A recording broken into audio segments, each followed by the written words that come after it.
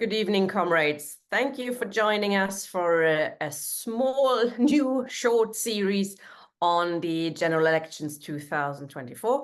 We thought it'd be useful to look at some questions around elections from a more theoretical Marxist point of view.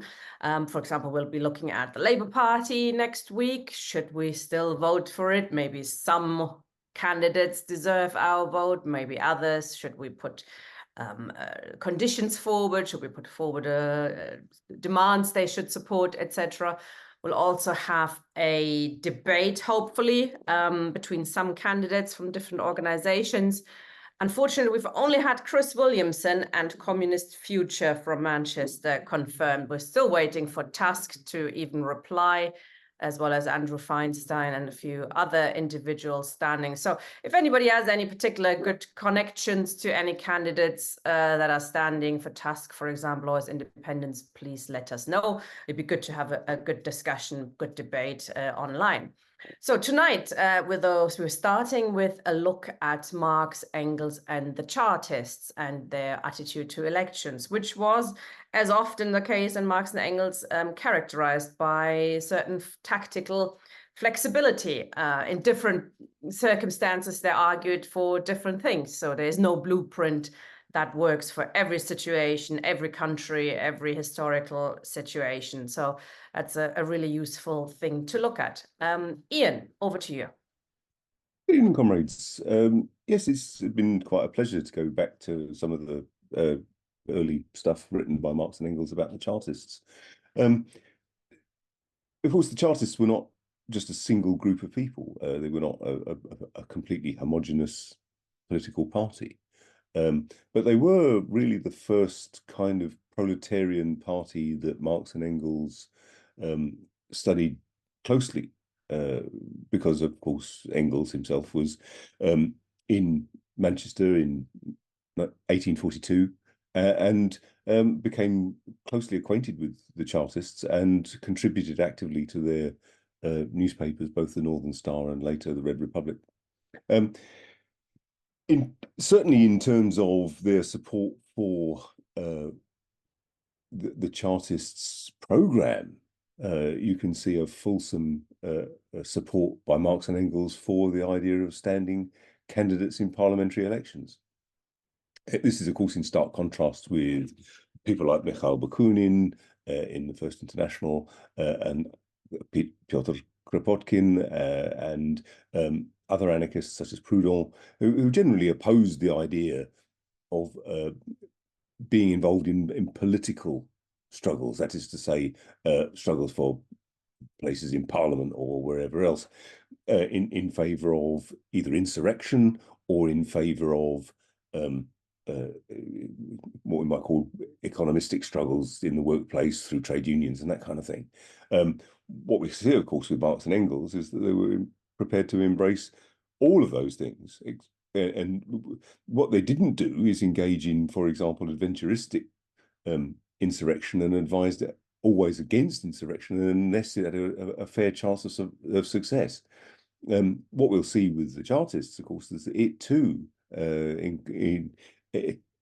encompassed a range of different perspectives and with more or less success before it eventually was surpassed by other forms of organization.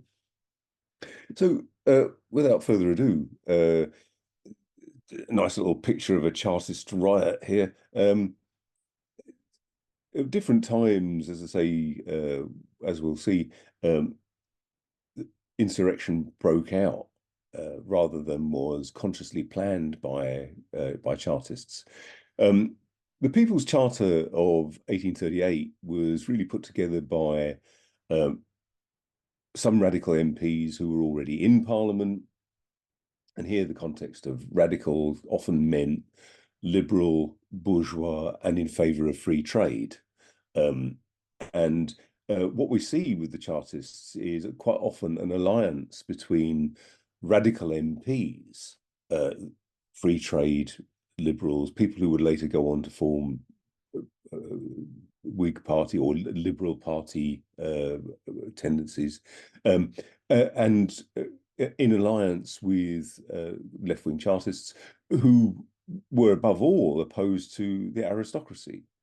The Great Reform Act of 1838, if anybody is in Newcastle upon Tyne at any point, please make your way to the monument. And the monument is to Charles II Earl Grey, who was the Whig Prime Minister in 1838. He played a prominent role in the Great Reform Act. Now, the Great Reform Act extended the franchise further than it had ever been extended, but it still remained a property qualification franchise. So men with property and an income above a certain level, only they could vote. He did make other prominent reforms, such as an end to slavery in the British Empire and steps towards Catholic emancipation. So you'll see a huge monument to Charles Earl Grey in the middle of Newcastle. But it has to be remembered that for much of the working class, the Great Reform Act of 1838 was a betrayal. It was a sellout of what became later the Chartists' principal requirement was for universal male suffrage over 21.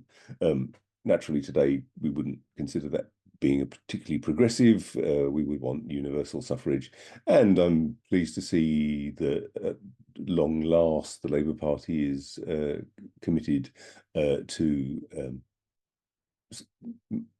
universal suffrage from the age of 16. Whether they keep their word or not remains to be seen, of course. So in response to the Great Reform Act, demand for universal male suffrage over the age of 21 in a secret ballot with no property qualifications for standing as an MP and payment for MPs, because after all, prior to this, I mean, someone like Charles Earl Grey becoming Prime Minister was Prime Minister from the House of Lords. He was the second Earl Grey. He was there by birthright. And moreover, in order to become an elector, in order to be even have a vote, you had to have a certain amount of property, a certain amount of income before you could even vote. There were, up until 1872, really two types of election, in a sense. There were the hustings, which you often hear referred to, and sometimes it's referred to in the context of contemporary politics. We talk about the hustings as being, these kind of debates on telly or whatever else, or debates in local town halls or something like that. In practice, that's just a sort of a mirror image of what used to exist, a kind of a pale shadow of what used to exist. At one time, a popular vote would be held in a constituency where a show of hands would be held. And in principle, one could be elected by popular acclaim in that way. In practice, of course, what used to happen was whatever the show of hands showed, the real poll, but only by electors, would actually count for anything and gain a seat in Parliament. So no property qualifications for MPs, the payment of MPs so that ordinary working people could stand, equal constituencies of equal size. I mean, it has to be remembered that at the time of the early period of the Chartist movement, Manchester, a vast and growing city, returned no members of Parliament. By contrast, Newport and the Isle of Wight returned two and had a constituency in double figures. 10 or 11 people were voting for two members of Parliament. These archetypal rotten boroughs were the basis, therefore, of the continued influence, in particular, of landed gentry, even in the House of Commons, despite the fact they already also had, of course, the House of Lords.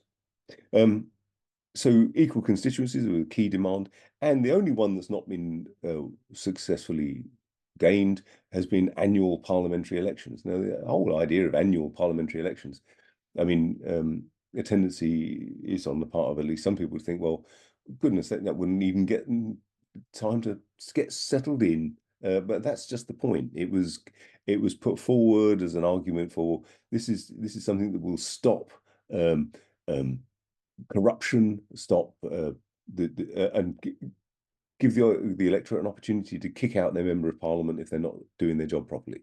And so the Parliament had to respond to the popular will, rather than just being given a sinecure for 4 or 5 years to sit about in the House of Commons and vote how the hell you like. This was an early demand for the recall of members of Parliament, and not only when they've been caught doing some minor or major criminal activity or sexual misdemeanor. So the Chartists were putting forward a series of radical demands, radical in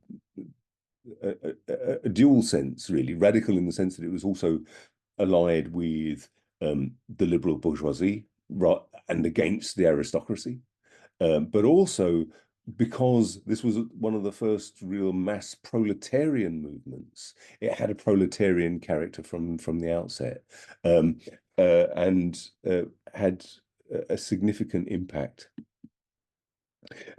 Interestingly, during the course of the research to prepare for this, I had cause to plough through parts of volume 6 of Marx and Engels' collected works, and found things that actually I'd never read before, which is one of the joys of preparing these things. One of them, the first essay in volume 6, is the Festival of Nations in London. In 1845, there was a Congress called in London to celebrate the Great French Revolution of 1789, and it was addressed by workers. Over 1,000 people were present, celebrating the Great French Revolution. A large number of German workers were there. London at the time had lots of German workers who were migrants or refugees from political persecution in London, but there were many French workers, and it's a nice essay to read by Engels, who is a great writer in his own right, but he also includes great tracts from the Chartist Harney, for example, and others. So he includes great long pieces of other people's speeches as a means of publicizing, and these were often then published in the Northern Star, which was the Chartists' journal. And I hadn't realized until I'd started to research this just how widely read the Northern Star was in mainland Europe. French and German radicals looked to the Northern Star as one of the best journals that could be read on the radical left, not least of which because Marx and Engels were writing for it. But in 1845, the Fraternal Democrats, an association of left Chartists, and the League of the Just, if you recall some of our earlier sessions when we were talking about the development of the Communist Manifesto, the Communist League was an amalgamation, as it were, of the League of the Just and the Communist Correspondence Committee to form the Communist League. And the Fraternal Democrats were made up of left Chartists and the League of the Just, who then subsequently joined the Communist League. And Engels' little essay, Festival of Nations in London, is in Marx and Engels' Collected Works, Volume 6. Unfortunately, it's difficult to get on the Marx Engels Internet Archive because of the copyright problems with Lawrence and Wishart, but it is available on some other sites.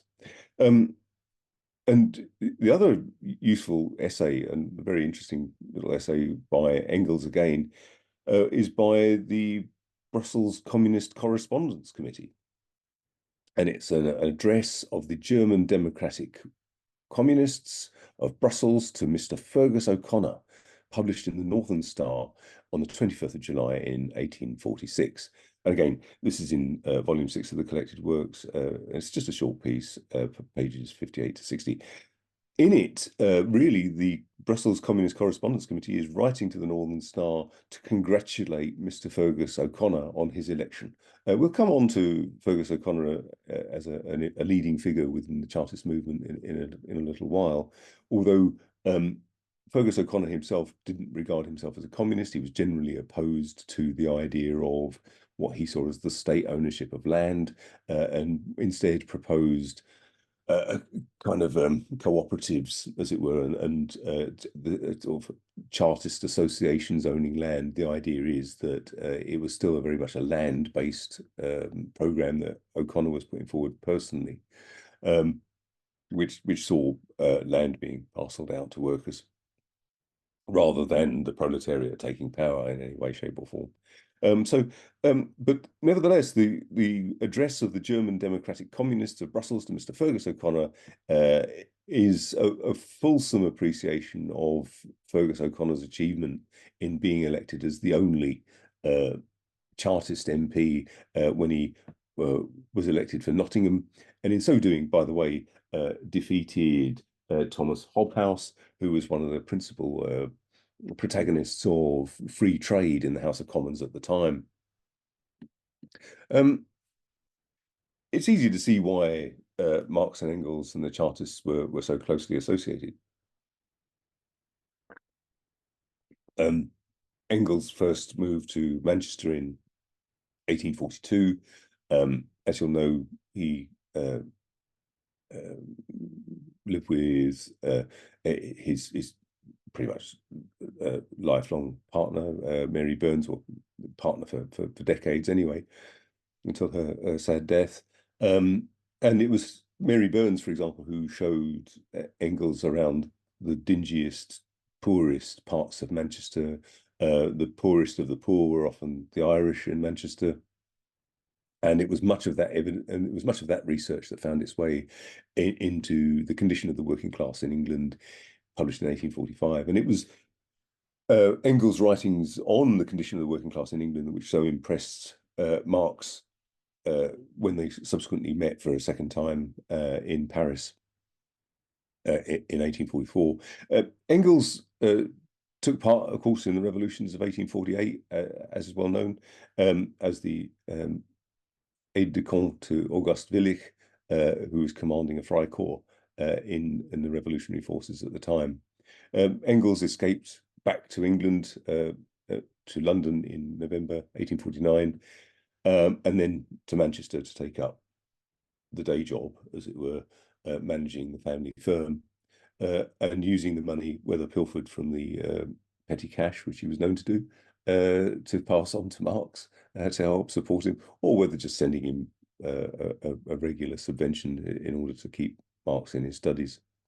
So Marx took refuge in London in 1849, and they both wrote for the Northern Star. And I hadn't realised just how, until I started preparing this, just how much impact the Northern Star had on the European working class as well. Until this. This is George Julian Harney.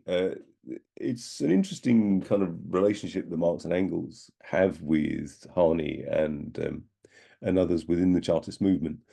On the one hand, they could be privately scathing about people they worked closely with. They could be very, very critical, both privately and publicly, about people they worked with.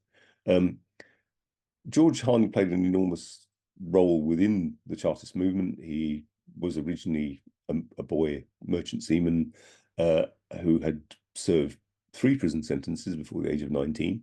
But he was present at the first convention of the Chartists in 1839.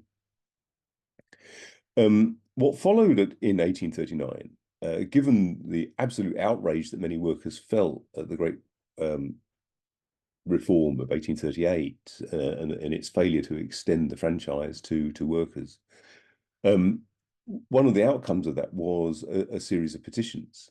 And the petition in protest against the Great Reform Act of 1838 had something like 1,250,000 signatures on it, and Parliament refused to accept it.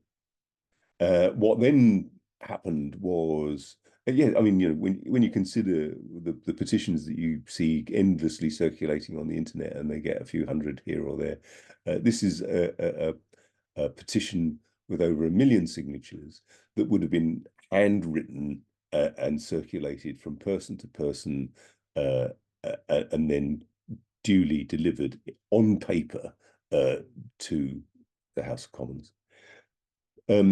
So George Harney was editor of the Northern Star, a paper which was founded in 1837, I think, by Fergus O'Connor. And Harney was a member of the League of the Just and subsequently of the Communist League. So remember that kind of interesting kind of connection that existed between the Fraternal Democrats, which was the left of the Chartists, which would have been someone like Harney, and then so he was a member of the Communist League. And he knew Frederick Engels from 1843 because Engels had been in Manchester from 1842, and one of the first things he did as part of his research into the condition of the working class in England was seek out George Harney because he was well known. Again, George Harney on the left in Britain at least would have been far better known than Frederick Engels in his day. Harney, of course, subsequently met Marx in 1847 and formed the socialist newspaper Red Republican. And it was the Red Republican which in 1850 published the first ever English translation of the Manifesto of the Communist Party. If you look at Hal Draper's book, The Adventures of the Communist Manifesto, the first English translation wasn't particularly good, apparently, but nevertheless, it served a useful purpose at the time and was very approvingly reprinted over 4 issues of the Northern Star by George Harney.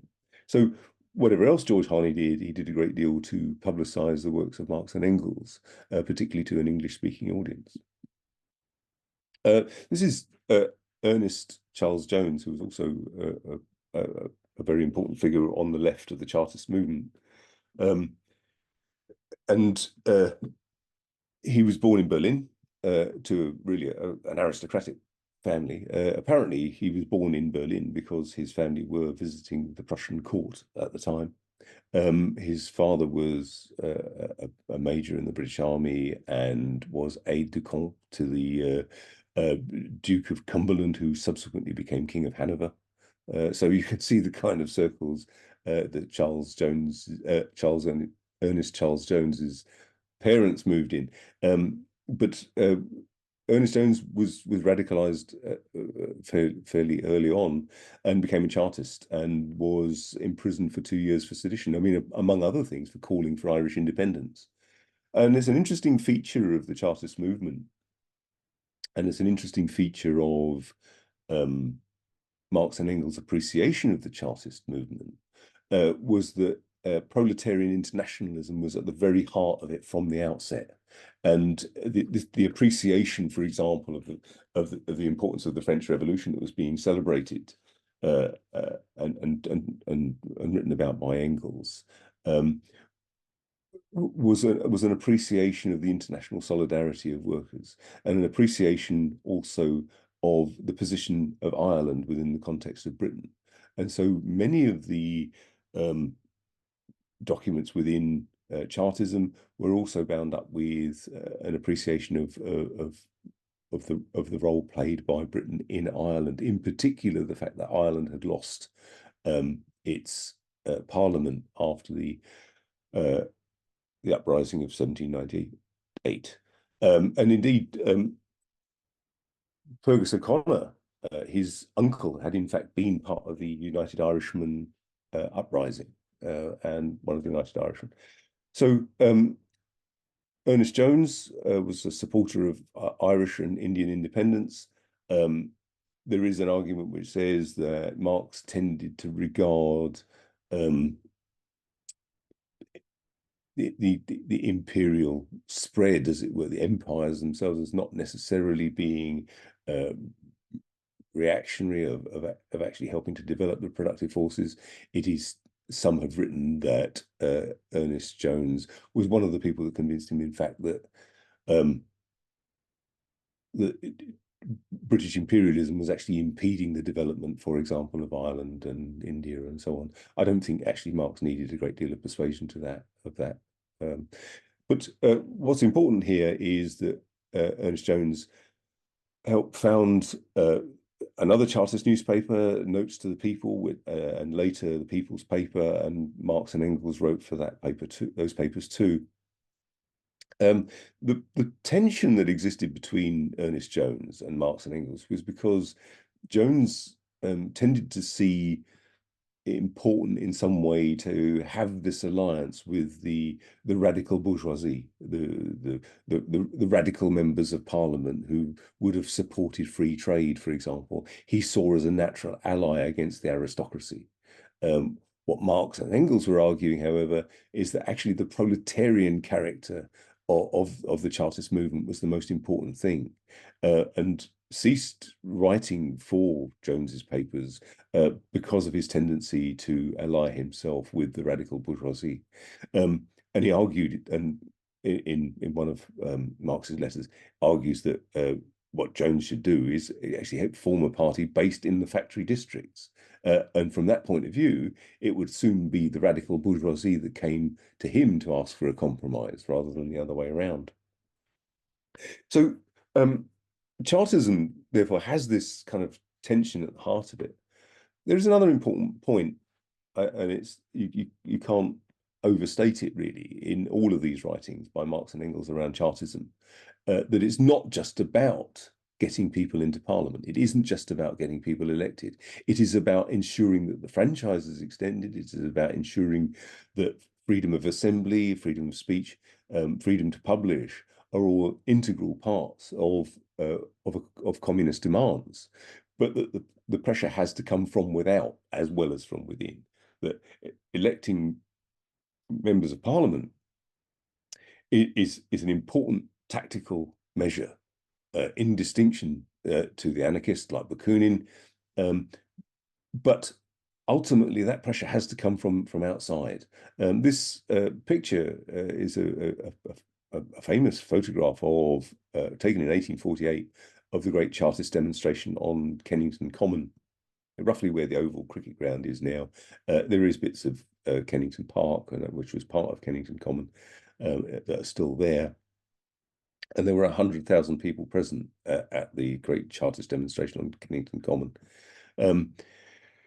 The Chartist movement took different forms in different times. So, for example, in partly the sheer outrage at 1.25 million signatories on the Great Petition of 1839 being ignored, there was an insurrection in Newport in Wales, and a number of Chartists were killed and others imprisoned.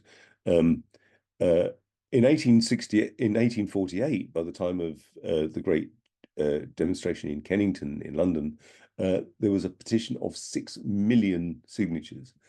6 million signatures. It's hard to conceive of what 6 million signatures would look like on paper, but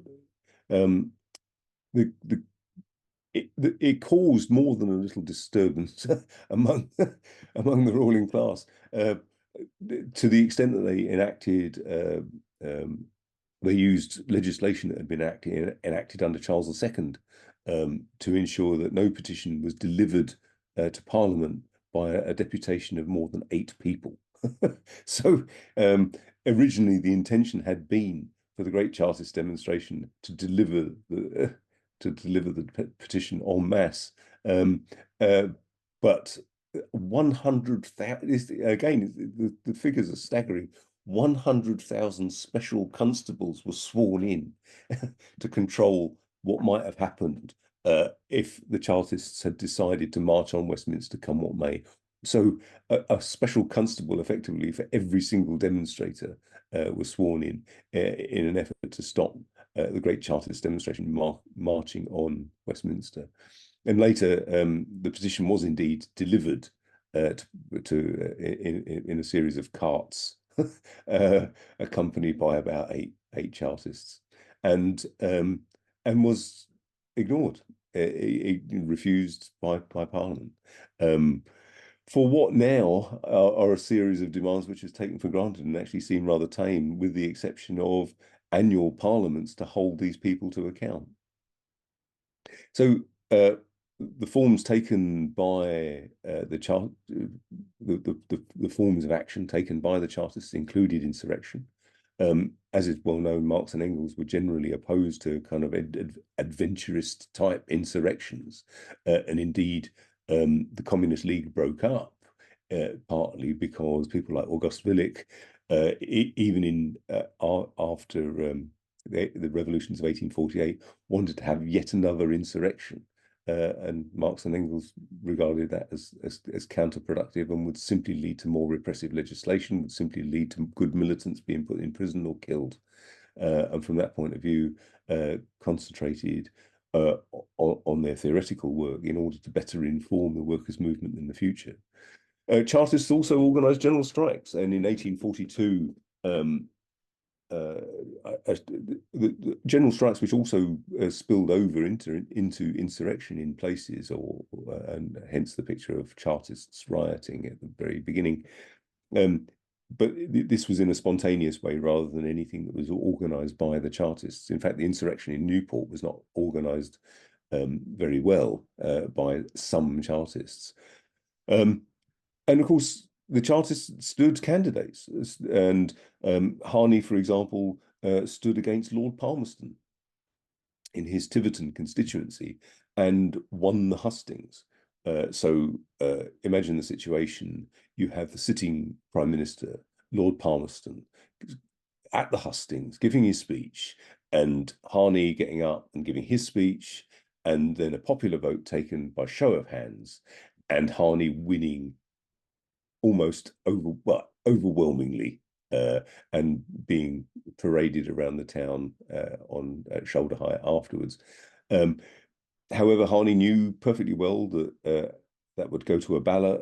He wouldn't be elected by popular acclaim, and of course, Lord Palmerston, by right of birth, effectively resumed his place as Prime Minister. However, Fergus O'Connor was elected, and having defeated the free trader Thomas Hobhouse. Fergus O'Connor originally came from a Protestant background, as were many of the people who took part in the United Irishmen uprising, which was one of whom was Fergus O'Connor's uncle, as I said, at a time when Protestantism and republicanism were most usually allied together in the context of Irish politics. And so the only person elected as a Chartist MP, Fergus O'Connor had been an MP before in County Cork. He was, in fact, the MP for Cork in the 1830s, 1835, I think. He was later disqualified in 1837 because his income wasn't enough to qualify as an MP. Later, as I say, he won the Nottingham seat. I would suggest having a look at Volume 6 of Marx and Engels' collected works to see the kind of fulsome appreciation, the sheer enthusiasm that Engels in particular. It was signed by Marx and Engels and someone else from the Belgian Communist Correspondence Committee and published in the Northern Star, as a fulsome appreciation, and seeing this as a first little step towards full working class representation in Parliament, as well as on the streets, as well as in mass demonstrations, as well as in presenting petitions. So I think it's pretty clear, and becomes clearer later when we look at Marx and Engels and their attitude towards the German Social Democratic Party and elections, towards their attitude towards the Parti ouvrière in France and their attitude towards elections, that Marx and Engels remain consistently in favour of standing candidates, but more than just standing candidates, that these candidates were part of, and only part of, a revolutionary movement in which the liberation of the working class is the act of the workers themselves. Thank you.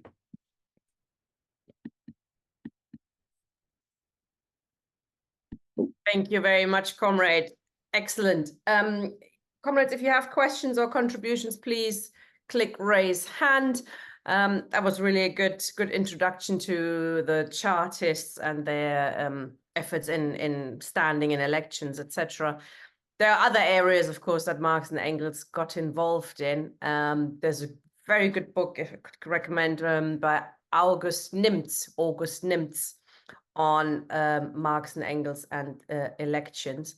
I can actually get you the title. I will also put this in the chat. The Ballot, the Streets, or Both, from Marx and Engels to Lenin and the October Revolution, where he outlines a few issues around elections. And perhaps I could ask you a couple of questions on those issues. August Nimtz, for example, outlines and shows the impact of the French Revolution and especially the American Revolution on Marx and Engels and their communism. And he describes how Marx and Engels, they looked at Hegel as, their erstwhile hero, and he had zilch to say on elections and the constitutions. In fact, he was a constitutional, he was in favor of a constitutional monarchy, which helped them to move away from him as well towards socialist revolution. Then there's, of course, the issue, and I wonder if you know a little bit more about that. This is the impact of Marx and Engels on what they call the democratic revolution, i.e. their attitude, which wasn't quite straightforward, their attitude towards the sort of radical bourgeoisie, because at the time, obviously, the radical bourgeoisie was standing up to the old order, wanted democracy for itself mainly, but Marx and Engels did support them, and to a degree, arguing that they would be, the democratic revolution would open the way for the socialist revolution, and that led them to different attitudes at different times, where they changed their view. For example, should we support radical Democrats when they're standing, radical bourgeois Democrats, or should we put forward people from our side? And from our side, they meant, the working class, but also the small peasantry and the petty bourgeoisie, because the working class was a small minority then in society.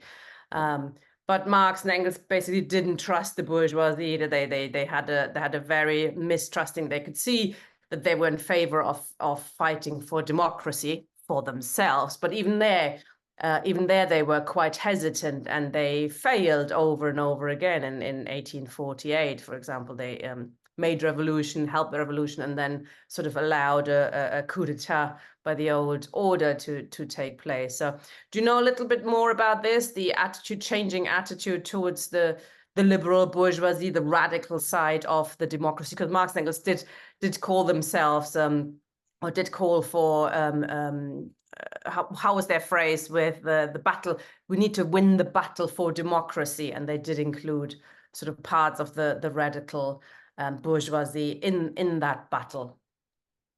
Yeah, I mean, it's really the origins of what's often now talked about as permanent revolution. The term permanent revolution is, it's awkward. I mean, in Russian, for example, it's непрерывная революция. So it's the unbroken revolution, the revolution that moves from one phase to the other in an unbroken manner. So permanent revolution just sounds like constant mayhem, but that's not what's being talked about here.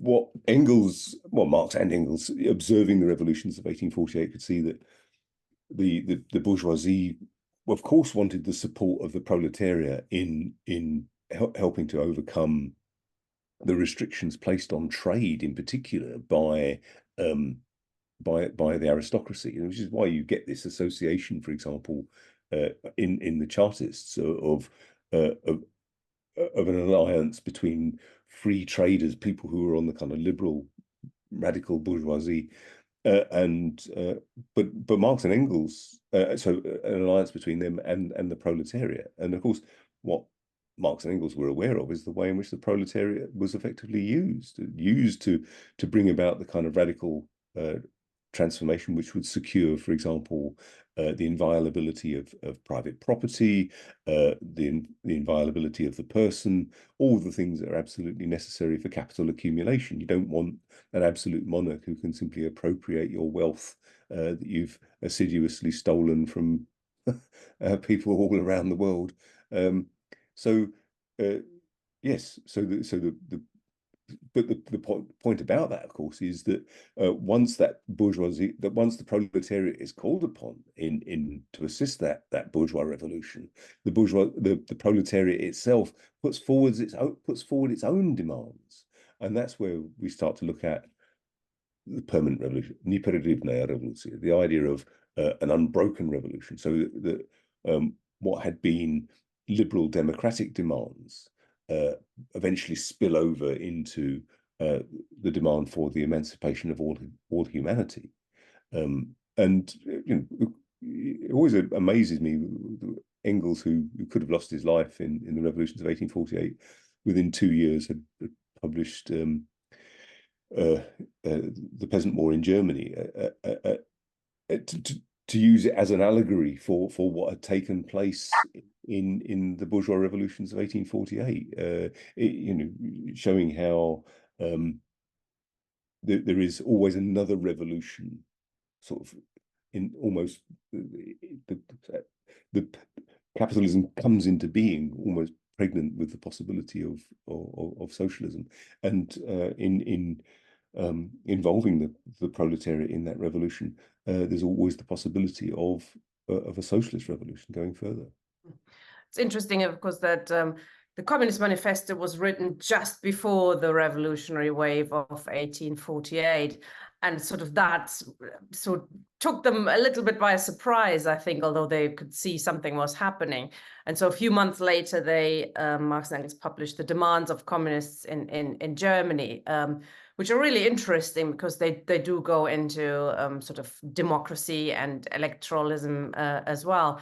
And I've just looked it up again in the original German because I was quite surprised. It does say universal suffrage for all Germans, not just men, actually, which was quite unusual. So it says everybody, all Germans, yes. So it's not for foreigners, but it was quite unusual at that time, I believe, that you'd include women presumably as well. Or do you think that's just a sort of a formulation that actually means men? It's just they wrote Germans. Well, we know that within months of the founding of the First International, there was a woman on the sort of executive of the First International. Although Marx and Engels were, of course, of their time, I don't think there's any doubt that they were fully cognizant of the importance of all citizens, and ultimately, for citizenship to mean anything, it has to be universal. Because after all, it's not as if women weren't working. Working in mines, they were working in factories everywhere, and of course, vast numbers in domestic service and everywhere else. Although it was called the International Working Men's Association, I mean, it did admit women, and later formulations in Parti Ouvrier or whatever were quite explicit in their inclusion of women in the demands. So it doesn't, in the demands, it doesn't mention the annual elections, but I thought it's an interesting demand, isn't it? And it had a lot of discussions on the left, as you say, a lot of people on the left will say that's daft, but I mean, there's workers' militias in there. Actually, we should discuss that as well. But annual election, that's like, oh, millions, billions being spent on, just PR, and one debate after the other. We'll be sick of elections, but that sort of presumes, of course, that it's like today, you have this billion-pound machinery every 5 years, it swings into action, etc., and everything else kind of stops.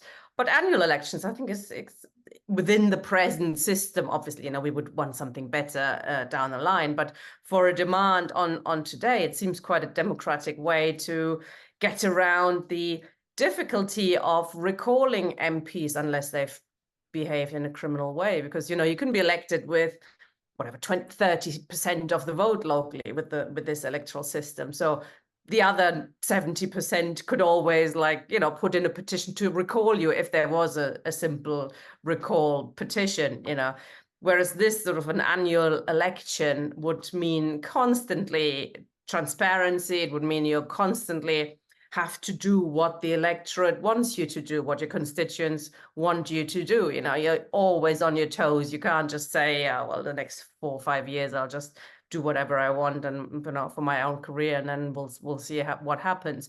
So I think it's an imminently democratic demand within the confines of, you know, parliamentary democracy. What do you think about it? Are there better ways of democratizing parliament? Well, by the time the commune had happened, of course, in a sense, that had been revised even further. So you have an almost a constant potential for recall. You know, a deputy could be recalled at any time, and it's almost as if the commune, as the name suggests, was a kind of constant. You know, so no representative was paid any more than the people they represented. They could be recalled at any time, not even waiting a year. So if you didn't like the way they voted in the commune, you could vote them out then and there. So in a sense, it was a radical demand put forward by the Chartists, and one which would be an advance over what we have today, which is a kind of gift to every opportunist going. But an even better one would be what eventually, of course, one could go further and say that the Soviets, as they came into being in the Soviet Union in the first years after the Russian Revolution, was a kind of direct participative democracy in every area of life. Even trains on the Trans-Siberian Express threw up their own Soviets, or, you know, workers and soldiers and sailors and everyone else would have their own Soviets and send delegates to bigger Soviets. So you would have that kind of direct participative democracy. We can't predict the form that it will take in the future. I think what we have now, though, is resembles no sort of democracy at all, where people are just sent to Parliament for 4 or 5 years and accountable to absolutely nobody. And one of the great failings of Jeremy Corbyn was his refusal to have the mandatory reselection of members of Parliament. So they were at least accountable to the people who sent them to Parliament in the first place. I mean, this is touching on something that I mean, Marx and Engels wrote that it's obligatory to participate in election one way or another. I mean, he argued against the anarchists who thought this is all a big con. You know, he thought it's obligatory, but he always pointed out that universal suffrage, you know, even if everybody's allowed to vote, will not by itself do away with, I think, what he called the fundamental contradiction, i.e. you're not allowed to actually via parliament, via elections, you're not allowed to touch, you know, the how things are organized, the system, the, you know, the private property, the means of production, etc. All of that would be untouchable, you know, even if everybody is allowed to vote. So he was always saying, you know, the universal suffrage, this is just a stepping stone. This will not do away with capitalism. It is important to democratize society, but I think it is a quote: universal suffrage had to be set aside by revolution or by reaction.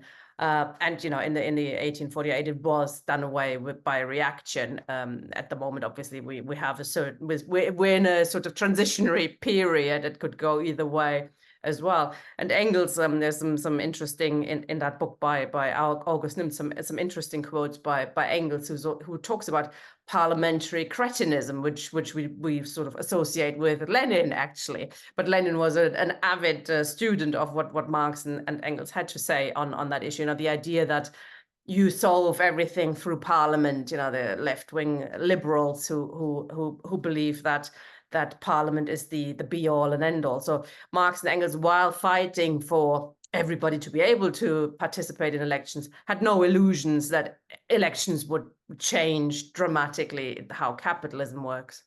Yeah, and of course, famously, Marx talked of Parliament as an executive committee for managing the affairs of the entire bourgeoisie. It was under no illusions about what bourgeois parliaments had to offer, and of course, by the time of the Commune, you know, it's explicit. You can't just simply take hold of the existing forms of power and wield them in the interests of the working class.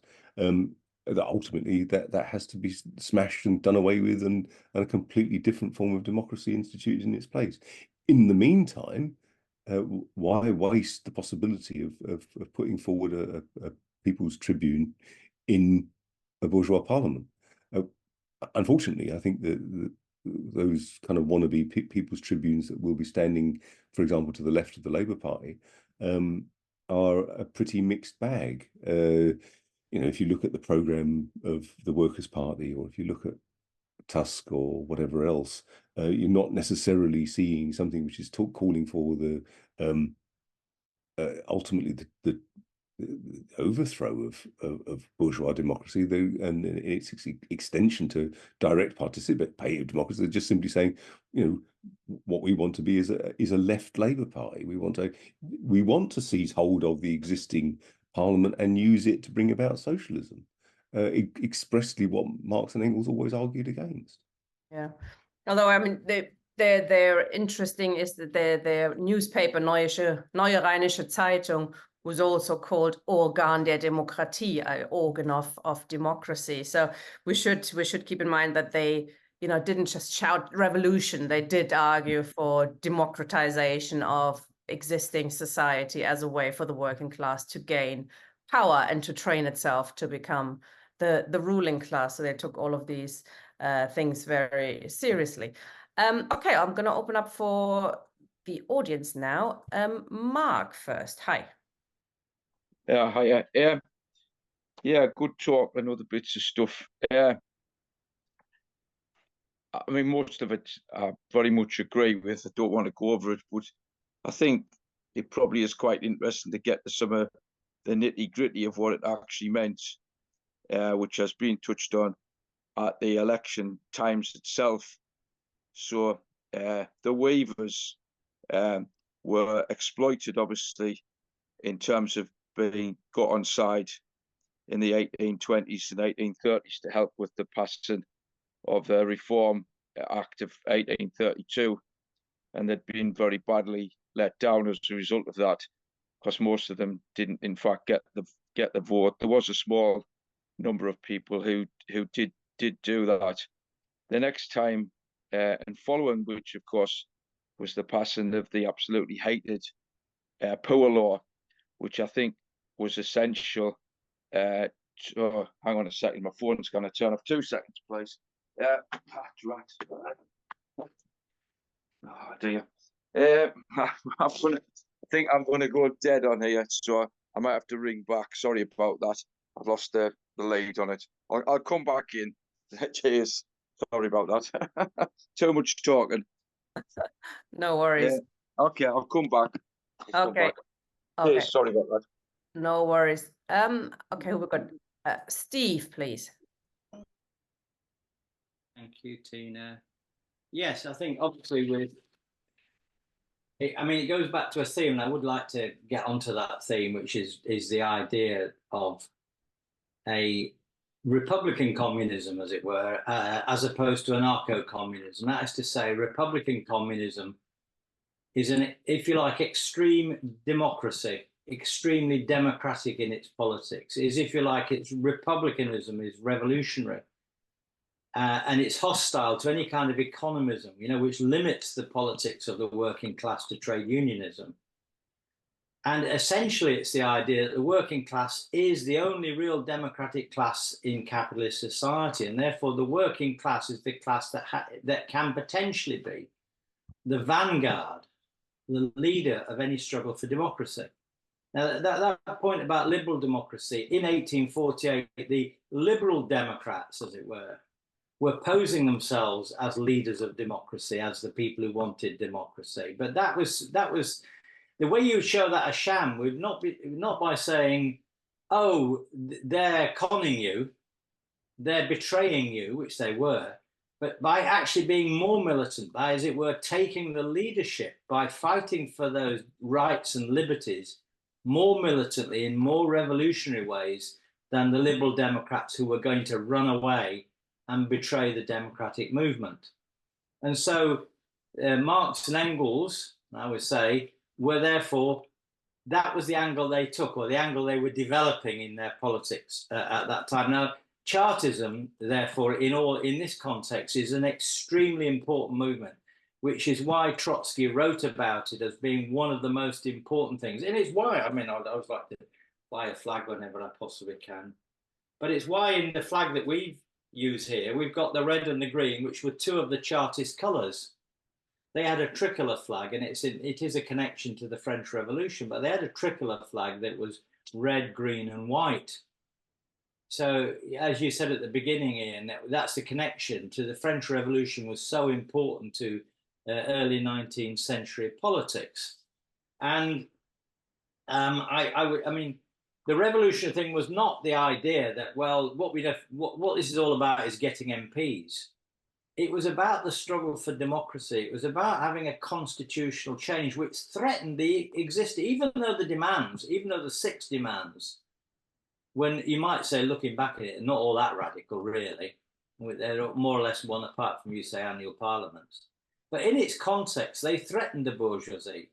The bourgeoisie was terrified of Chartism because they saw the working class organising around it as a popular movement from below. And it was the movement for something limited that was very powerful and very threatening.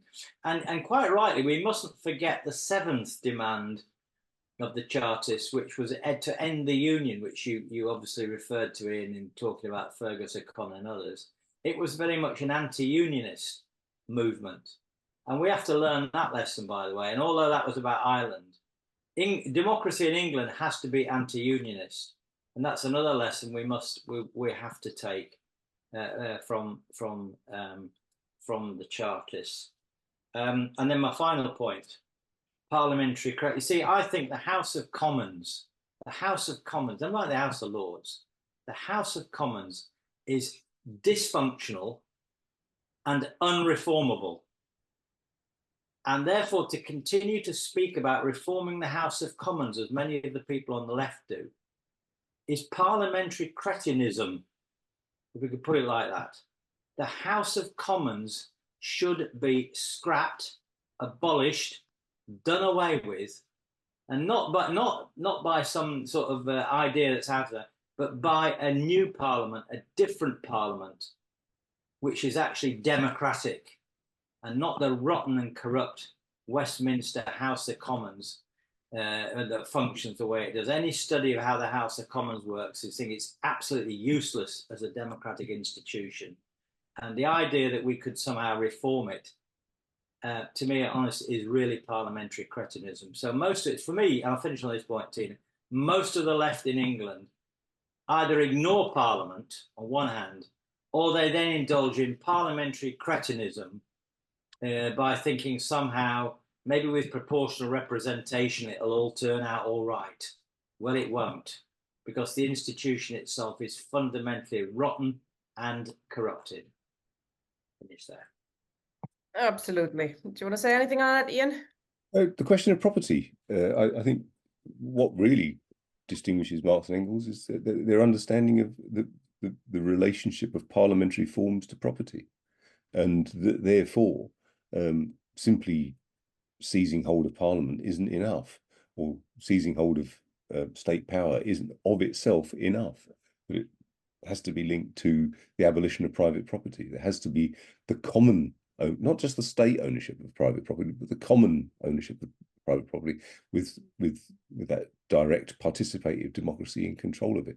So workers actually controlling their own workplaces and maybe sending delegates to regional communes or whatever form of words we use. The problem is that the form of words we use has become corrupted or is difficult. But one always has to explain oneself. But that's at the heart of it, and that's why, for example, Marx and Engels talked about the dictatorship of the proletariat. There would have to be a period in which the bourgeoisie were not allowed to participate in deciding what happens to workers, and from that point of view, and that's why there would have to be a workers' militia to make sure that a professional army doesn't seize back control and for those who've been in power for so long. So property, and without that, any kind of attempt to transform the machinery of so-called democracy will fail. Mark is back. I'll bring you back in. Hello. Hello, sorry about that. No. What I was trying to do was to put some sort of like flesh onto what was being said about how the Chartists and the working class attempted to intervene at parliamentary elections, particularly looking at Halifax, obviously, which I know a fair bit about. There was an election in 1841, and there were a series of hustings that took place. So there was like the Liberals were on the platform, a lad called Edward Prothero and Sir Charles Wood, and the crowd was a pretty massive crowd, particularly considering how few people were allowed to vote. And after speaking, they answered questions. And the disenfranchised representative was a lad called John Crawford, who was a weaver, and he got up and asked both these people their views on what were the major issues of the day, which for the weavers, they had presented to Parliament a very well-researched paper showing how weavers were becoming extremely poor. And so they asked Sir Charles Wood, you know, had he considered looking at that research? And basically he just said no. And what he said was that the only hope of escaping poverty was the ending of the Corn Laws. And but the people who were present knew exactly what this meant. It meant that yes, food might become cheaper, but that would simply be used to further push down the wages. And he also wanted to know if they would vote for the People's Charter, and they said that they wouldn't. There was really loud groans amongst the crowd, who made quite clear that they did want the People's Charter. Thomas Cliff also was in the crowd. He was quite a well-known Chartist, and he asked them if they'd vote to repeal the hated new poor law. I don't think anybody could quite understand in today's thing. There's a lot of poverty around, of course there is, but the poor law was absolutely hated and was hated forever. Obviously, the places where people were forced into were referred to as the Bastille, and there were attempts on many of the places across the north to burn them down. People probably heard of Benjamin Rushton, and he got up and spoke, and what he had to say was, in today's thing, I think was an outstanding speech, because he made reference to the cost of the permanent standing army, basically. Permanent standing army, and which meant that people would having to pay additional taxes, and were thus there before becoming exceptionally poor. The radical candidate, who was Prothero, he was asked if he'd vote against the poor law, and he was that radical that he said no. What happened next, and it probably explains why people like Ernest Jones, who became a parliamentary candidate in Halifax in 1847, was prepared to work with the Tories, because the Tory, who was called George Sweller, he declared his outright opposition to the poor law, and said that if he was elected, he would want to repeal the law. So there was large cheers for him. So I mean, it is interesting. There are, incidentally, across the north, statues which were actually put up to Tory MPs by working class people. There's one in Bolton where the MP was honoured, and it was a genuine contribution by working class people to a man who was a bit of a mathematician, and you could take to him your pay slip, and most workers didn't understand the pay slip, and they were being ripped off, and he would go through it, and he would tell them if they should be getting paid more money. Now, obviously, a lot of these Tories were aristocrats, so there was a competition between the aristocrats and the new bourgeoisie who owned the factories. And so Ernest Jones himself sought to exploit that. Jones himself stood as a candidate in Halifax in 1847, as a Chartist candidate, in fact, and he actually won 12% of the vote. The meetings that he organised were huge, absolutely massive numbers of people turned up, and that was men and that was women as well. So the people were with him, but of course they didn't have the vote. Just before I close, obviously, it was Ian made reference to him being arrested. He was arrested in 1848 for sedition, and basically the ruling class then moved comprehensively against the working class. It imprisoned many people like Ernest Jones, and it basically tortured them by the amount of work that they had to do when they were placed in prison. Many of those who did come out were unable to work thereafter, and many of those, in fact, didn't do so. It's worth noting throughout this whole period of time of Chartism that the Tory clubs which were set up across the north of England, and I would recommend a really great book called Making Angels in Marble by David Walsh, printed by Breviary Publications, who do have a bit of a history of producing good stuff. There were just as many working class people who were members of Tory clubs as they were members of the Chartist movement. So they had large sections, as we know, of the working class at all times have been incorporated into supporting the ruling class, which is something we obviously have to try and overcome.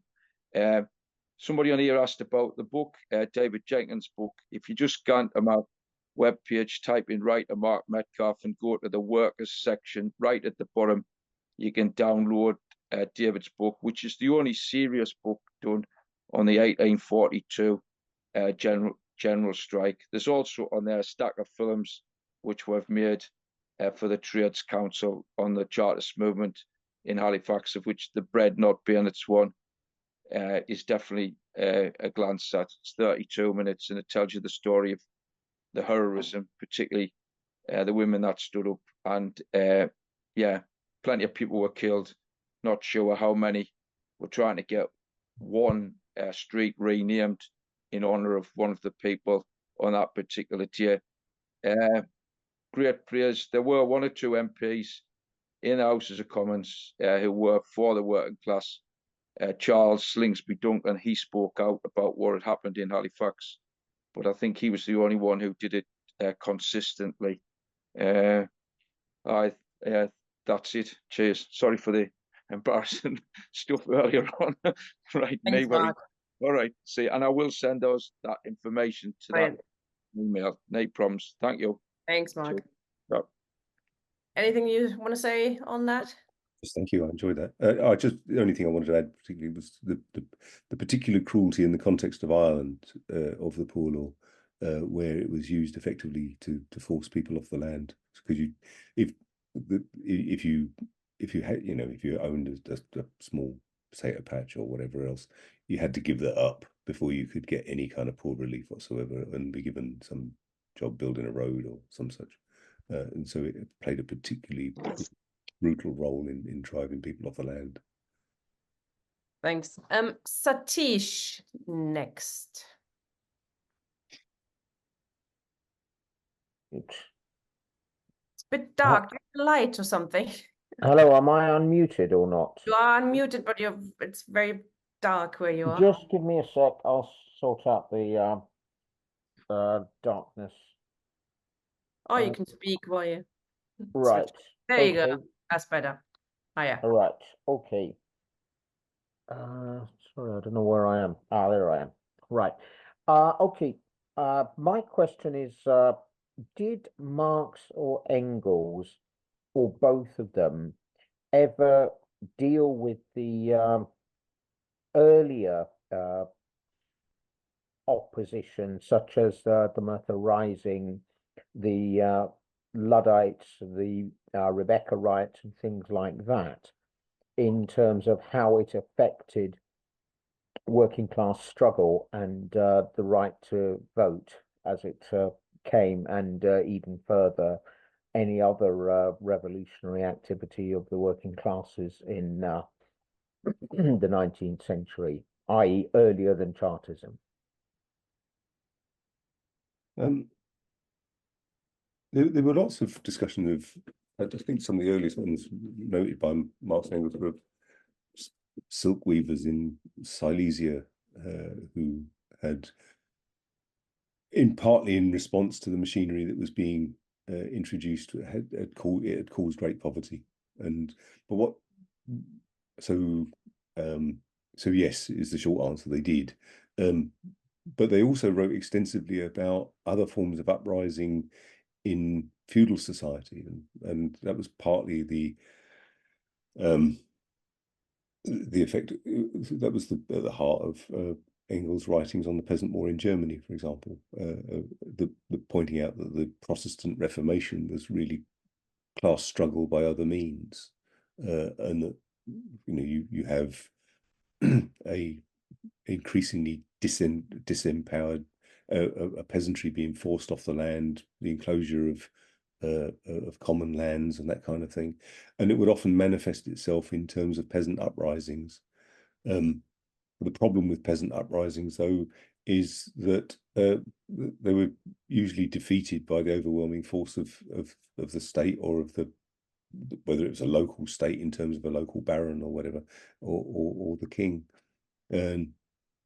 And the peasantry so constituted were never in a position to constitute a revolutionary class. They constituted an opposition, but one which ultimately could only end in failure. And it's not really until you get a class that could potentially take power. So you see Marx and Engels write extensively about the English Revolution of the 1640s, as part of the sweeping away of the old feudal impediments to capital accumulation, and of course recognizing that there was a radical wing to it. And other Marxist historians such as Christopher Hill have taken that up and expanded on it further. So they did write extensively about other forms of uprising. I can't remember anything particularly on Luddites as such, but I think there was, just that really. Thank you. What I was particularly interested in is I've been looking into the Merthyr Rising and the basically the judicial murder of Richard Lewis, Dick Penderyn, and I was wondering how much that played a part in the development of Marx and Engels' views on the struggle of the working class, because you could say that the Merthyr Rising was one of the earliest examples of anti-poll tax sort of activity. I simply don't know enough about it to say. I mean, as I understand it, it's one of the first instances of the red flag being raised, but I don't really know it. It's 1831 or something, wasn't it? So it kind of somewhat predates the Chartists, but of course, I think it's part of that that earlier history of people being forced out of work, and but it's not. Yes, so just in the same way as Silesian silk weavers or whatever else had risen up. But I don't know enough about it to comment on it in its relationship to development of Marx and Engels. Victor, very loud where you are. I didn't quite catch that, Tina, but Be loud good where you evening, are, that's why comrade. probably. Okay, go on. Out where I am. Never mind. I always like to focus on the issues and lessons of history. And having listened to this evening's talk, the main issue and lesson seems to stem from the conclusion, which I think you all actually agree with. I agree with it too. The conclusion of the Chartists, Marx and Engels angle that the participation in elections was a good idea then. And my personal view is it's a good idea for Marxists now as well to participate in elections. However, there's some Marxists who I don't agree with. I think in particular the Socialist Workers' Party, who say that participating in elections is just reformist, whatever. We shouldn't do it. We should wait for the workers to rebel, start the revolution, and when they eventually get round to doing it, they'll hand power to us. That seems to be the view of the SWP, who were the largest far left Marxist body before the Workers' Party overtook them. And it's a view that a lot of self-styled Marxists outside of the SWP take. Now, I don't agree with their view. I want to make that absolutely clear. I think they're a largely state-sponsored, police-infiltrated organisation, and that's why they say what they say. But that is their view, and there's a lot of people who share that view. What do you think of that view? Why are so many people who consider themselves Marxists of that view and not of mine, and I suspect yours? There's also a question in the chat, maybe what do we think about spoiling ballot papers, none of the above, as a electoral strategy, I presume. Thanks, Victor. I think abstention in elections under certain circumstances can be extremely powerful. And one can think of all sorts of situations where massive abstention to point out the absurdity of the election, which is clearly rigged, is a perfectly justifiable tactic under certain circumstances. And this is the thing I think you find with Marx and Engels, is that they are open to a wide range of different tactics. It depends on the circumstances at the time. Do I think, I mean, I've done it in the past when there was literally no one to vote for. And I've just thought, well, I can't even be, you know, I'd rather spoil my ballot paper than not turn up. But really, I mean, what's it going to achieve? I mean, my attitude in the current election would be, given the genocide currently taking place in Palestine, I would say vote for anyone who is actively going to oppose that. Tens of thousands of lives are at stake here, if not millions. And so that for me is a crucial issue. I frankly despise the Workers' Party. I despise George Galloway for his opportunism, for his attitude towards a woman's right to choose, for his attitude towards immigration. What you see with Marx and Engels is proletarian internationalism. A worker has no country. What you see with George Galloway is the numbers game of how many people we're going to let in, and therefore a kind of a red-brown kind of politics, which speaks of nationalism, British jobs for British workers type of attitude, which doesn't sit very squarely with his supposed internationalism around Palestine. But where I'm voting, for example, in Newton Aycliffe and Spennymoor, there is the Workers' Party standing against quite clearly an NEC placeman. And so I will be voting for the Workers' Party because what's at stake is so important in terms of Gaza and whatever else. I've never agreed with the Socialist Workers' Party, even though I've known good comrades in there who are good militants under certain circumstances. And I don't see the point of throwing away something so potentially valuable in terms of what it can do for just even getting the issue raised whatever the issue is, whether it's the health service or whether it's Palestine or whatever else. So, yeah, no.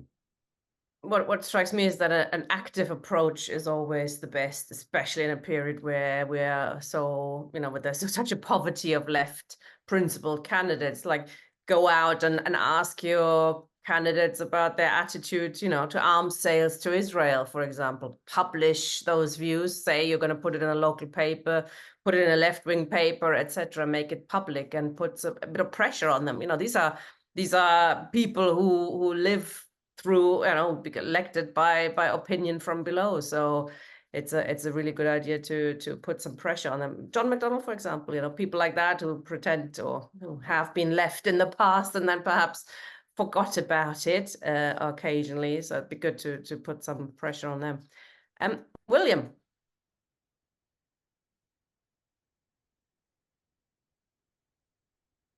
Can you hear me? Yes. Okay. Well, I'm interested and always was with the Chartists. About 3 or 4 weeks ago, I was on this, one of your younger contributors got annoyed with me because I was being a little disparaging towards the British working class. And he told me that the British working class put a monument up in Salford as they were being opposed to slavery. Well, he was right, but it wasn't the British working class that put the monument up. It was the Irish working class that were living in Salford at the time. And then you sided with him, Tina. You said that the Chartist movement was, you were claiming the Chartist movement for the British working class, which cannot be totally done. Because first of all, Fergus O'Connor was Irish. And in the Irish were after emigrating to Britain in 1848 and 3 or 4 years previous to that and after that because of the famine. And the famine would have depopulated Ireland from 8 million to 4 million in those 5 years. Now, I'm amazed that there was a petition with 6 million people signed. Because first of all, literacy wasn't university accepted out of in existence. And the population of Britain at the time, Ireland, was only 12 million. So 6 million, that means every second person signed that petition. But now I'd look into that a bit further. There was one little historical mistake you made in, you had said that the Catholic emancipation took place in the 1830s. It didn't. Catholic emancipation, and by the way, it wasn't Catholic emancipation, it was the Emancipation Act. It came into being in 1829. It's called the Catholic Emancipation Act because the Catholics wanted to be called that, because they wanted to give the impression that they were the only ones that were oppressed, and they wouldn't. The Emancipation Act gave emancipation to Muslims, Jews, all of the non-established Protestant sects, including the Quakers, the Unitarians, and all people like that. Now, Fergus O'Connor was a Protestant, but he was an Anglican, and he was from the established church, so he didn't suffer any from the emancipation, or he didn't suffer from the penal laws in any shape or form. Now, the Irish would have been the backbone of the Chartist movement insofar as they were an itinerant workforce in a foreign country, and a lot of them speaking a foreign language, not English, and they were there and they were the backbone. Now, I don't think England has a revolutionary tradition. It doesn't. It has a reformist tradition, and I think that the Chartists are probably responsible for that, because they weren't pushing for a revolution, they were pushing for reform. And the indigenous English themselves were after going from being serfs to proletariats, and only very recently in their history, before the Chartist movement was founded. they would have left the land, they would have been serfs to the Lord of the Manor, and then they would have become wage slaves in the factories when the Industrial Revolution got off the ground. The Chartist movement, the Irish played a major role in the Chartist movement, and it should be seen and it should be studied separately from the British contribution to get a full understanding of the Chartist movement. You have to understand a full understanding of how the Irish really were experienced, what they were experienced at that particular time. Other than that, I enjoyed the lectures. Thank you very much.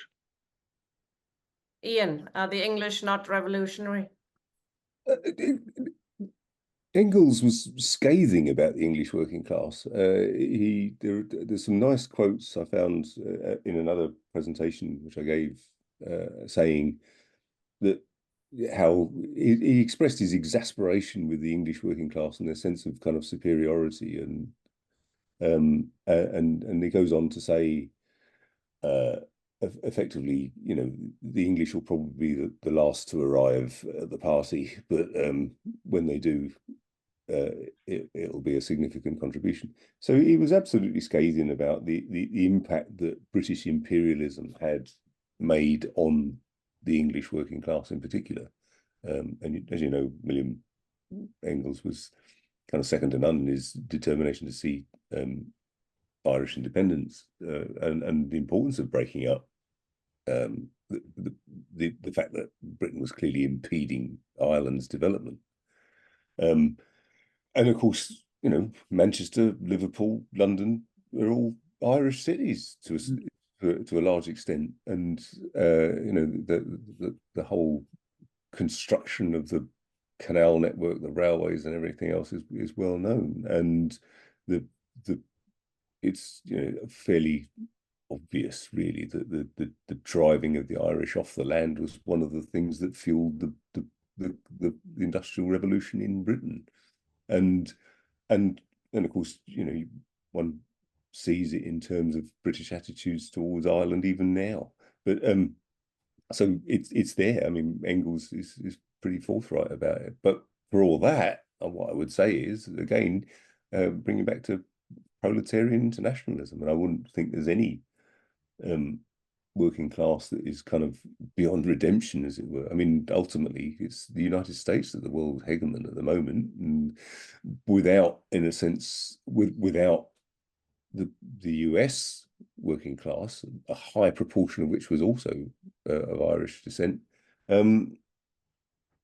without that internationalism, socialism's nothing. And the idea of socialism in one country is absurd. The idea of therefore dividing workers against one another, whether it's British or Irish or American or black or white or whatever, is no part of the vocabulary of Marx and Engels. But obviously the impact of Ireland on Chartism is enormous. Matthew. Yeah, and I think the point made, I don't think you should write off any working class.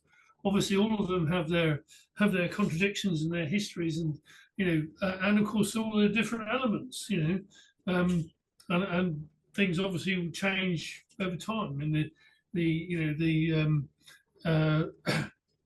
current Irish community in the US is not particularly left wing. In fact, it constitutes the base for Biden and the right in many cases. But you know, these things occur over history, and obviously the working class we have in Britain now is quite different in terms of its origin and so on and so forth than it was even, you know, 50 or 60 years ago.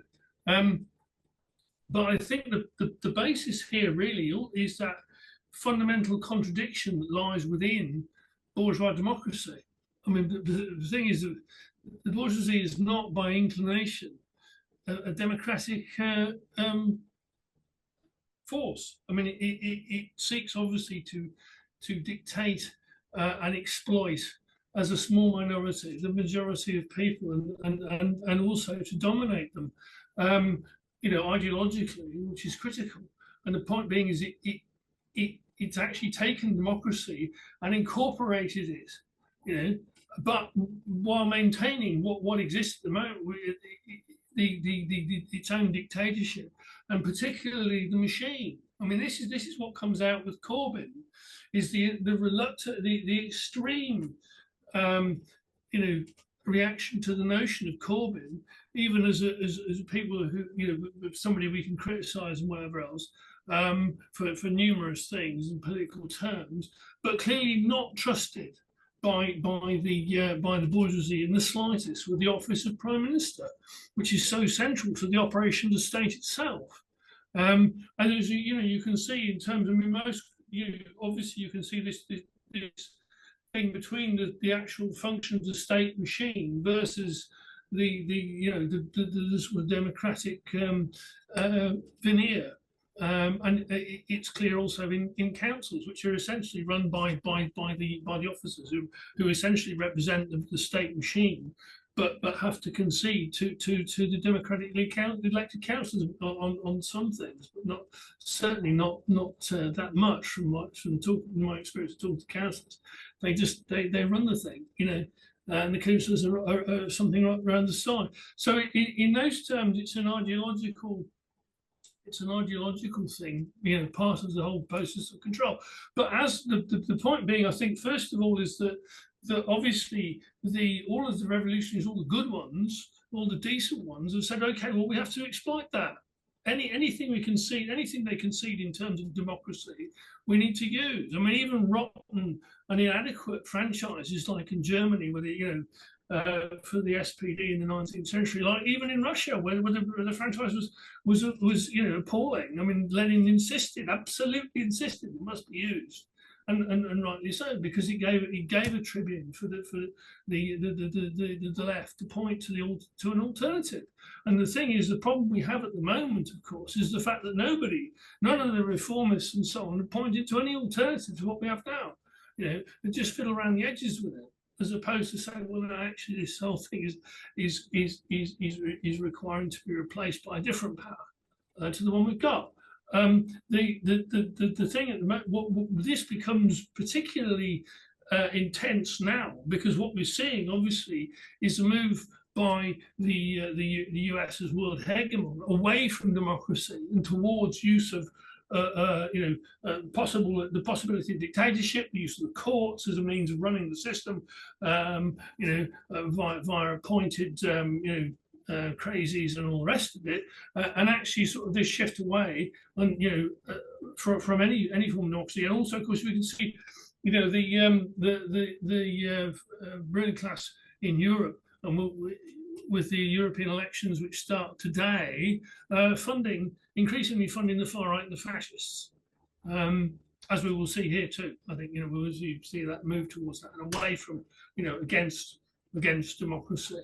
But it's that fundamental contradiction between a democratic form and the form of dictatorship of the bourgeoisie, and it's actually to point that up. And the problem being, of course, is we haven't got the political forces to do that at the moment. Yep. Matthew, Ian, do you want to say anything? No, I don't disagree. I agree. John, you have no camera, so you can speak now.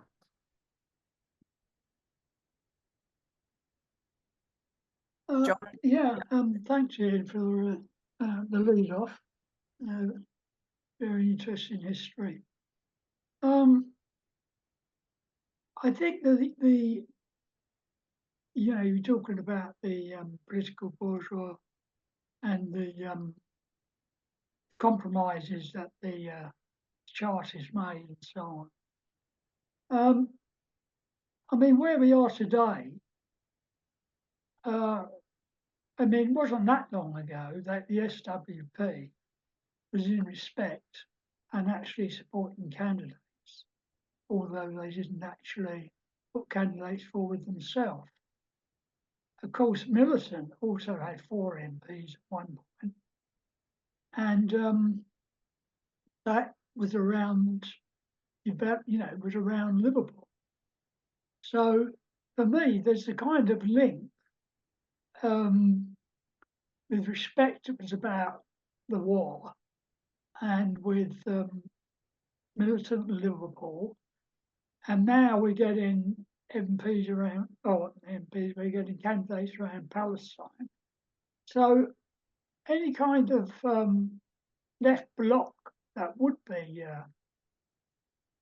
elected, you know, would one would hope would have a link to that movement outside, of course, because that's where the movement, both inside and outside the Labour Party and so on, you know, lies. I mean, TAS does actually point out workers' pay on a worker's wage, that kind of stuff.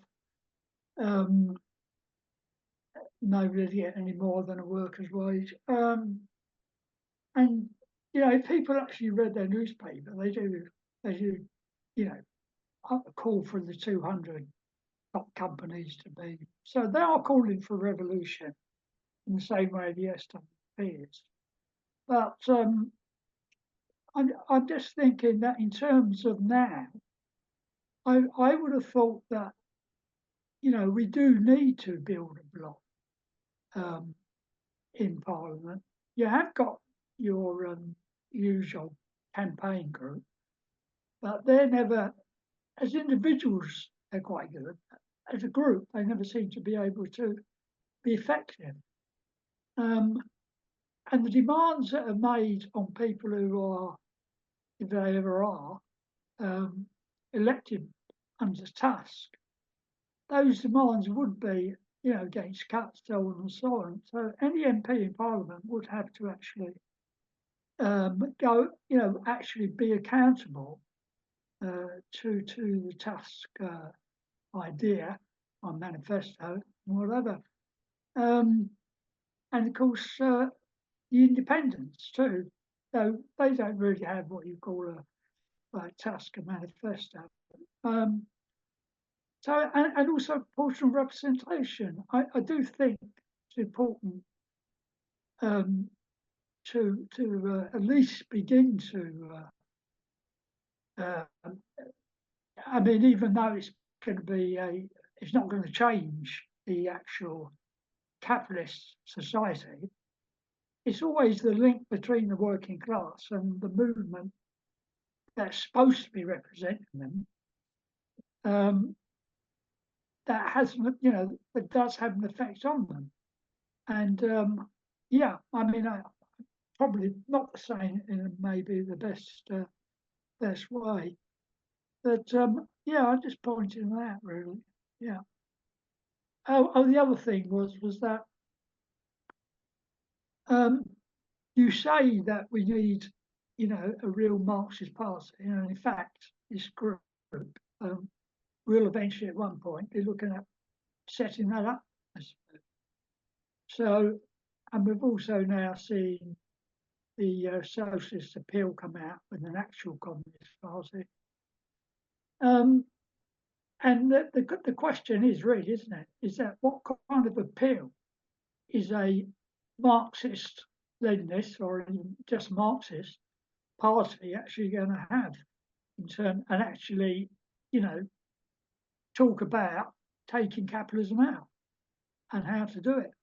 I haven't read the Socialist appeal as yet, so I don't know what exactly they're, you know, what they're saying. But I know this group is looking to do it. I know that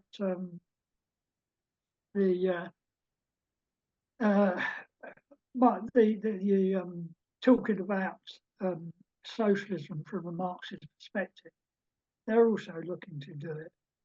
But it does seem to me that, yeah, we have to test the appeal of a real revolutionary Marxist party. I agree with that. Yeah, so let's see what happens. Quite a few questions there, John. Okay, you pick and choose which ones you want to answer.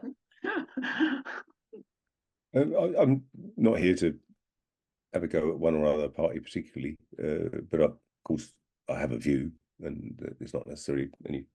I mean, with Militant, for example, during the poll tax, I mean, you know, I think the whole idea of not paying the poll tax was a very good idea, and it worked. I think there are problems with municipal socialism. I think the idea that you could just take control of a city council and put forward kind of intermediate demands or whatever, and you know, and then somehow that will help bring the whole deck of cards come crashing down was plainly false. You know, when you end up having to lay off your own workers to balance the budget because they've eventually got you over a barrel, it doesn't look good. And also, I mean, even things around, you know, transitional demands like the nationalisation of the top 200 companies or whatever. On the face of it, as a radicalism to it, what concerns me about it is the idea that this is state socialism. This is the state deciding, you know, once again, the idea that you could seize control of the state and use that to bring about socialism. Stands, it seems to me, in stark contrast with Marx talking about the liberation of the working classes, the act of the workers themselves. I'm in favour of a party. I'm absolutely in favour of a mass Marxist party. At the moment, it doesn't exist, and the fact that it doesn't exist is a reflection of the fact that proletariat has yet to come into being as a revolutionary force. I have good working relations with the local Revolutionary Communist Party. They're good comrades. They're nice people to talk to. I've enjoyed their company, and but I sadly think that they'll go the same way as the Socialist Workers' Party. It will be an organisation in which, you know, there'd be precious little democracy. I think, you know, even the decision to launch the Revolutionary Communist Party from Socialist Appeal was something that was sprung upon the membership at their Congress. Well, it wasn't even a Congress. It was their sort of annual kind of summer school type of thing. It was, you know, so it was a decision taken at the top and handed down in the style of Tony Cliff, in the style of Jerry Healy, and all the rest of them. And unfortunately, I think what then happens is you get lots of really good comrades who end up being newspaper selling fodder with very little to say about the direction that that party will take. And then ultimately they drift away, they split, they do whatever else. They don't allow factions. I mean, I've said, for example, just on a personal capacity, if they allowed factions, I would join the Revolutionary Communist Party tomorrow. But I would want the right to be able to campaign to change the party line in some way, and that should be an open process. And I think without that, I mean, what's often overlooked is that there were factions in the Bolshevik, even within the Bolsheviks. I'm not talking about the faction of the Bolsheviks versus the Mensheviks. I'm talking about even within the Bolsheviks, there were factions right up until what, 1921, and it was the suppression of factions that actually was a measure of the fact that the Russian Revolution was defeated. It was a sign of weakness, not strength, to ban factions. And you know, I think unfortunately, in a way, I would prefer to vote for Tusk than the Workers' Party. But what in the end is a Tusk standing for except Labour Party 2.0? I don't want another Labour Party. I mean, out there are literally tens of thousands of people who have been members of Marxist parties of one sort or another. Tens of thousands over the years have gone through them. Typically, the Socialist Workers' Party, the Workers' Revolutionary Party, now the old the RCP 2.0, when it was in the hands of Frank Fruerdi. All these people have been through Marxist parties of one sort or other. At least some of them remain Marxists, notwithstanding. And of course, 500,000 people joined the Labour Party because of Corbyn, because the vague possibility that someone might actually democratise the Labour Party, and unfortunately, It's just set things up to fail. And now what you've got is Tusk standing against the Workers' Party and so on. So you more fragmentation. I don't doubt for a moment there will be some realignment after the election on the right as well as the left. And it would be interesting to see what the Reform Party does in terms of whether it will just act as a ginger group on the Tory party or whether it will actually form a political force to the right of the Tories. I mean, I seem to recall that one of the reasons why the British National Party faded into insignificance was because at least some of their policies were taken over by the Tory party. But there's nothing unusual about that. I'm of an age old enough to remember, the 1972 general election, when repatriation of Commonwealth British citizens, and they were British citizens, they weren't immigrants, was actually part of the Tory party manifesto. And local Tory parties expressed it in more vile racist terminology than that. So despite all of that, I remain enormously optimistic. Not least of which because there will be a fundamental realignment after the election. What form it takes, we can't tell. But it's not going to happen automatically. It's not going to happen just because we sit and wait for it. It's not just going to happen because of the way capitalism is declining. The very fact that you have an international movement of literally millions of people in support of the people of Palestine doesn't mean that that's going to become a world movement for socialism, but it does mean a world movement is at least possible. And it's not going to happen by us saying it needs to happen, unfortunately. We're there when things move, but unless the working class moves, there's not going to be a real communist party in the sense of it, Marxist party. Okay, Steve wants a small second bite of the cherry. I know what he's going to say. He's going to defend the revolutionary credentials of the English working class. Of course, Tina knows what I'm going to say. But I want to agree, first of all, with William O'Brien, because obviously he made a point, and I think it is true. I mean, one could think that the Chartist movement was really the Irish in England. I mean, obviously that's an exaggeration, but there's a certain truth in that, which William highlights. So I do agree with him on that. And that's why this seventh demand against the union was such an important, underestimated but important demand within Chartism. And that's why Marx took all that out question and was an anti-unionist himself, and took a position, first of all, for a federal relationship between Ireland. And then he said, well, first of all, we'll end the union. If we end the union, maybe federalism will work. And that's the position he was developing. But I wanted to jump in because I then wanted to rebel against what William said, because he said there's no revolutionary tradition in England. And of course there was. And that was the English Revolution itself, which killed massive battles and massive struggles. It killed a massive portion of the large number of the population were killed in England. And there was a revolutionary movement. And so, you know, and I always like to do colours. I think colours are important, by the way. I mean, the green in these colours here, by the way, the green for the Chartists, I said the Chartists, green and red, but the green is the Levellers. So you could never, if you remember the colours, you could never forget that. So George Galloway's got red, white and blue. That's his colours. And here we've got red, green, and we've got violet.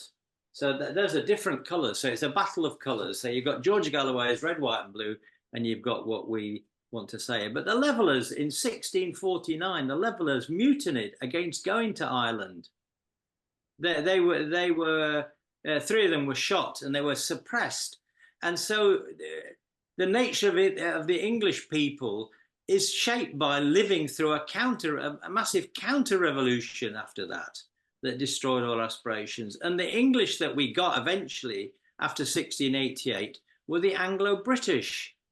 And the Anglo-British was an imperialistic idea, you know. So if we talk about the English working class, we're actually the Anglo-British working class. And we have to smash that idea of Britain and what it represents in terms of its history and imperialism, and go back to the revolutionary tradition of the English people that goes back to 1649, when they established the Commonwealth. right? And to learn from that in our tradition. Mass politics has to be about mass democratic politics. It's what all these sects that are in a corner fighting amongst themselves, because they're not really addressing the mass politics that the people that they need to be if you're going to engage with a large number of people. Corbyn could do that, but he did it in the wrong way. You know, and we can't counterpose that tiny little sect with all the different things. That's not going to work either. Mass politics means addressing the question of bourgeois democracy in England today. And George Galloway is doing that in one way with his red, white and blue. And we're doing it in another way with the red, green and violet, which actually is the democratic tradition in England. Gorgeous. The red flag, Steve. Well, it's got red in it. It's got red in it, but the red flag is a world flag. It's the flag of world communism. But it can't be used to avoid the struggle in different countries and different historical traditions and different levels of development of the working class. So the Festival of Nations, Ian, thank you very much. I'll just end on this point. The Festival of Nations, I didn't know about that thing, and I just looked it up now, and it's really kind of useful. Thank you for finding that and bringing it to our attention, because I'm going to look at it later. So that was really good. Festival of Nations, what a great idea. England, Scotland, Wales, Ireland, that's what we need, a great big democratic festival. Thanks, Steve. We've got a few more people with their hand up, but it's getting really close to the end now. I suggest we leave it at this and perhaps try and sum it up a little bit. Ian, from your perspective, because these comrades have spoken before. Sorry, I should say that if you hadn't spoken, I would bring you back in. But from your perspective, what can we learn? What's the key thing that we can learn from Marx and Engels, perhaps beyond, or perhaps that is the main thing, that, you know, at different times, in different circumstances, they proposed different things. They were for the unification of Germany, for example, but on the other hand, they were for breaking up some states, perhaps for democratic demands and to give, you know, the self-determination, etc. In terms of electoral politics, what do you think our key takeaway is from Marx and Engels and the Chartists? Well, as you pointed out, I mean, there are tactical questions, but there are important areas of principle. And I think without that, what you end up with is making the same mistakes again and again and again, just as the Labour Party has through its entire history been opposed to socialism. That's the important thing to remember about. It has been consistently always in favour of British imperialism and against the possibility of an internationalism. So there are areas of principle, I think, that just have to be central to any kind of potentially Marxist party. And the question of imperialism is, of course, at the heart of it. You know, what the genocide we observe on a nightly basis is, okay, the United States is the world hegemon and we are its junior partner, aiding and abetting, just in the same way that Germany is, just the same way as other countries are, that NATO effectively is currently engaged in a war against Russia that will ultimately be the way of just simply paving the way for war with China, and that we're all going to pay for it, some with our lives, some merely with our standards of living, and so on. No political economic formation in history remains the same, remains unchanged. It will change. And if anyone had told me when I was a member of the YCL at 13 that eventually the Soviet Union would collapse, I wouldn't have believed them. And in the 1980s, it was still difficult to kind of convince people that the Soviet Union was not socialist or whatever. Now, I mean, the changes that we've seen have been absolutely extraordinary, just in my short lifetime. So what's likely to come is even greater. It doesn't mean to say that revolution is just around the corner, which is the sort of thing you'll get from the Revolutionary Communist Party. That, you know, what may well happen is a period of awful reaction, and we'll have to see what happens in terms of the war in Ukraine and the war in the Middle East. I'm always in favour of a no-state solution. I'm always in favour of the red flag rather than some tricolor or other. I think we always have to remember that Marx and Engels at no point were putting forward state solutions. Yes, they argued for example, the breakup of the British Empire, or they argued very much against the Russian Empire because it was the gendarme of Europe, a force for reaction. But that doesn't mean to say there is a national solution, and without an internationalist solution, we're lost. We're lost before we start. If a country the size of a fifth of the land surface of the world can't form socialism in one country, what chance has got even a United States of a socialist United States of Europe? A useful little slogan though it might be. One of the things that is striking about Lenin, and I don't regard myself as a Leninist, but as a sort of critical admirer of so much of one of the greatest revolutionaries that's ever lived, is that he did his homework. He sat down and wrote the development of capitalism in Russia before, and that's early on. And what we see quite often is a lack of scholarship on the part of people on the left. And I think, and I certainly am not interested in starting another party. For what? But what I am interested in doing, and what I think why Marx is and can do, is those hard yards. Because there's lots of people who don't even read Marx today, don't read Lenin, don't read Engels even. So, by the way, just as an aside to William, my reference for 6 million signatures came from the National Archive. They don't claim to have, but the National Archive states that the Chartists claimed that they had 6 million signatures. So, in the election, obviously we've got to get the Tories out. Vote for overtly socialist candidates. Vote Labour if you have to, especially if it's a decent candidate like Zara Sultana or whoever. But question all of them and vote critically and without any illusions about any of them. Yep, sums it up. Thank you, Ian. This is not an election where we are spoiled for choice, even in constituencies where there's independents standing against Tusk, against Workers' Party. That's not being spoiled for choice. That's actually an expression of weakness of the left, and it's it's very unfortunate these things happen. And a united left would be in a much better position and could probably inspire more people to vote left, perhaps at the next elections. So it's going to be up to us to shape whatever comes out of the elections and whatever happens afterwards. Next week, we're taking a look at the Labour Party.